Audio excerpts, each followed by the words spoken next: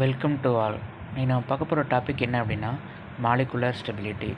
அதாவது ஆட்டம்ஸ் வந்து molecular form ஆனதுக்கப்புறம் அதில் ஸ்டெபிலிட்டியை பற்றி எது சொல்லும் அப்படின்னா ஆக்டட் ரூல் அப்படிங்கிறது தான் சொல்லும்.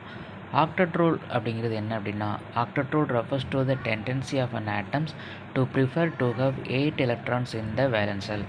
அதாவது ஆட்டமோட வேலன்ஸ் செல்லில் வந்து 8 எலக்ட்ரான்ஸ் இருக்கிறது தான் நமக்கு வந்து ஆக்டட் ரூல் அப்படின்னு சொல்கிறோம். அப்படி 8 எலக்ட்ரான் இருக்கிறதுனால அதுக்கு வந்து ஸ்டெபிலிட்டி கிடைக்கும். அப்படி 8 எலக்ட்ரான் இல்லை அப்படின்னா அந்த ஆட்டம் வந்து ரியாக்ட் ஆகி நமக்கு வந்து மாலிகுலாக ஃபார்ம் ஆகும். அந்த ஃபார்ம் ஆகிற மாலிகுல் வந்து மோர் ஸ்டேபிளாக இருக்கும். ஸோ இதுக்கு வந்து S block and P block இந்த மாதிரி எலமெண்ட்ஸ் தான் என்ன செய்யுது அப்படின்னா இந்த மாதிரி ஆக்டட் ரூலுக்கு வந்து ஒபே பண்ணுது.